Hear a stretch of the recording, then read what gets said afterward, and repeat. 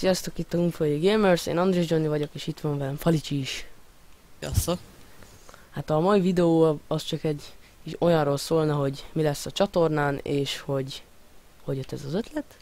Hát a csatornán főleg GTA 5, gondolom, talán lesz végigjátszás, de főleg trollkodások lesznek. Lesz Hearthstone Tavernról bemutató, mindig ami éppen megjelent. Meg én mindjárt megveszem a Naxxramaszt, és arról is szeretnék egy sorozatot. Meg ugye szerintünk az lesz a fő a Cségó, igen, amiben lesz minden. De hát, ja.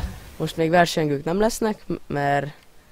Hát még 2 napig nem lesz, vagy 3 inkább. Igen, mert kapott egyszer egy hetet, aztán még egyszer egy hetet. Igen, meg hogyha majd ti is szeretnétek, akkor lesznek olyan játék kipróbálások, amit ti javasoltok.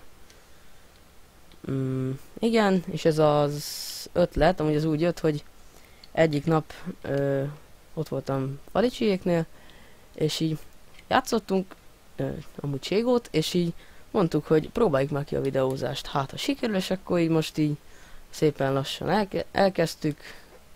Már van egy előre felvett videó, ami holnap fog előre kikerülni. Hát igen, ez csak egy ilyen kis rövid bemutatkozó videó lett volna. Köszönjük a figyelmet, én Andris Johnny voltam. Pedig Falicsi.